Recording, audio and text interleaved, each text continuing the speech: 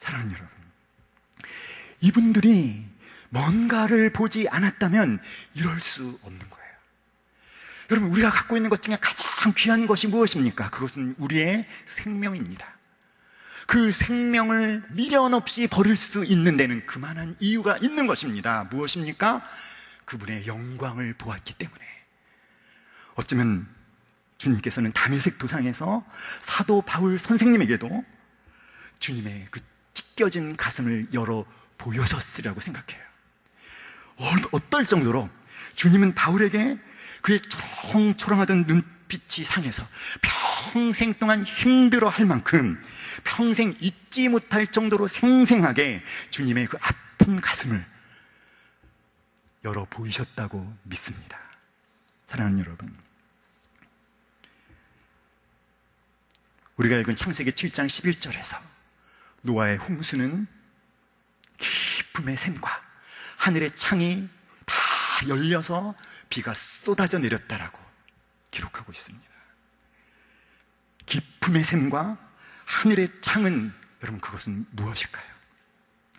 여러분, 비가 쏟아져 내릴 때 여러분 무엇을 생각하십니까? 어쩌면 그것은 하나님의 그 아픈 가슴 밑바닥에서 솟구쳐 나오는 하나님의 눈물일 것입니다. 어쩌면 그것은 하나님 아버지의 그 찢어진 가슴에서 쏟아져 내리는 하나님의 눈물일 것입니다. 여러분, 그 눈물을 우리가 볼 수 있기를 바랍니다. 그래서 하나님의 마음을 느낄 수 있기를 바랍니다. 그래서 하나님이 원하시는 것을 우리가 책임질 수 있는 이 밤이 될 수 있기를 간절히 기도합니다. 사랑하는 여러분, 톨스토이가 쓴 3가지 질문이라는 책이 있어요. 거기에 이런 이야기가 나옵니다. 첫째, 사람의 일생 중에서 가장 중요한 때는 언제인가? 둘째, 사람의 일생 중에서 제일 중요한 사람은 누구인가? 셋째, 사람의 일생 중에서 제일 중요한 일은 무엇인가?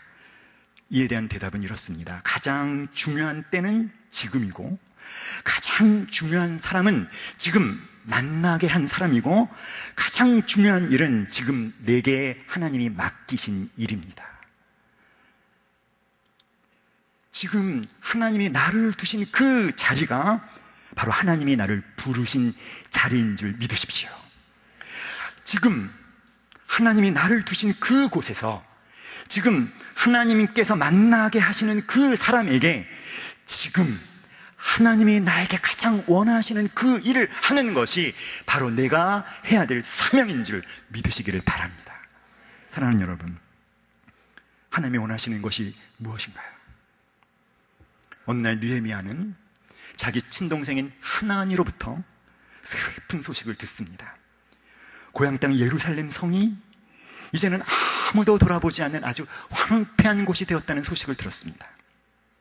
더구나 거기에 남은 동족들이 아주 심한 고통과 어려움에 있다는 소식을 들었습니다. 그 소식을 접하고 충격을 받은 느헤미야는 아주 깊은 슬픔을 느끼고 앉아서 울고 수일 동안 금식하며 하나님께 기도합니다. 평화의 성이라는 뜻의 이 예루살렘 성, 예루살렘은 하나님께서 하나님의 이름을 두시려고 택하신 곳인데, 하나님의 이름을 두려고 택함받은 바로 그곳이 하나님으로, 하나님의 영광으로 충만하기는커녕 오히려 회파되고 수치와 부끄러움을 당한 채 무너져 내려 있다는 그 소식을 들은 느헤미야의 반응은 눈물을 흘리며 울면서 금식하며 하나님께 부르짖는 기도를 하는 것이었어요. 사랑하는 여러분, 느헤미야에게는 하나님의 이름과 하나님의 영광이 가려지는 것을 볼 때 그것을 안타깝게 여기는 눈물이 있었습니다.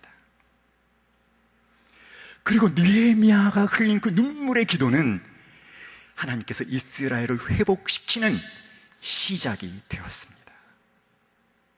따라합시다. 눈물의 기도는 능력이 있다. 하나님의 마음을 알아서 하나님의 눈물과 함께 흘리며 눈물로 드리는 기도는 한 민족의 역사를 바꾸는 능력이 있습니다. 한 개인의 삶을 새롭게 바꾸는 능력이 있음을 믿으시기를 바랍니다. 눈물의 기도는 능력이 있습니다. 믿습니까, 여러분? 그런데 우리가 언제 눈물의 기도를 드린 적이 여러분 언제였는지요? 여러분의 삶에서 이곳에 오시기 전까지, 아니면 오늘 이 시간 전까지 여러분 하나님 앞에서 눈물을 흘리며 기도하신 적이 언제였는지요?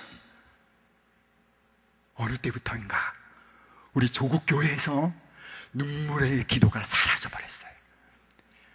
사람들의 심령이 너무나 냉랭합니다. 말씀을 듣고 배워서 아는 것은 많지만 하나님의 마음을 느끼지 못합니다. 하나님의 마음을 소유하지 못합니다. 그래서 눈물을 흘리지 않습니다. 기도의 열정이 사라졌어요.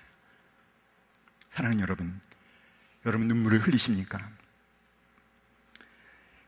10대에는 사랑을 찾는 눈물을 흘리고, 20대는 님을 찾는 눈물을 흘리고, 30대는 직장을 찾는 눈물을 흘리고, 40대는 뜻대로 되지 않아서 눈물을 흘리고, 50대는 불효한 것이 생각나서 눈물을 흘리고, 60대는 늙는 게 서러워서 눈물을 흘리고, 70대는 죽음을 생각하며 눈물을 흘린답니다. 따지고 보면 우리가 우는 때가 있어요. 그런데 오늘 이 밤에 우리가 던져야 되는 질문은, 과연 우리의 눈물은 하나님의 마음을 알아서 하나님이 울고 계시는 그 눈물을 보았기 때문에, 하나님의 마음을 알기 때문에 눈물로 흘리는, 그 기도로 흘리는 눈물인지, 그런 눈물이 우리에게 있는지, 없다면 성령께서 그 눈물의 기도를, 그 능력 있는 기도를 오늘 온전히 회복시켜 주실 수 있기를 주님의 이름으로 기도합니다. 우리가 흘리는 눈물의 기도에는 현재의 상태를 완전히 역전시킬 수 있는 능력이 있음을 믿으십시오.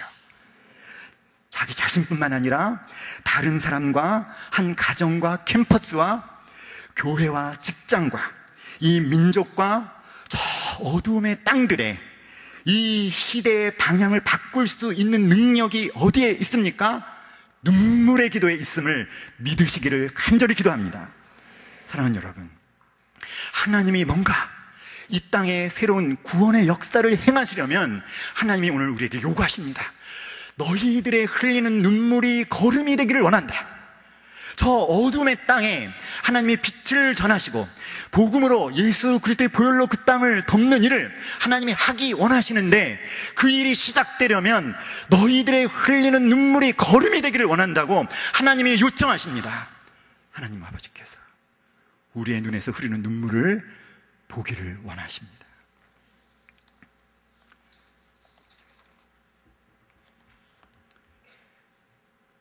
라인하르트 본케 목사님이라고 계셔요.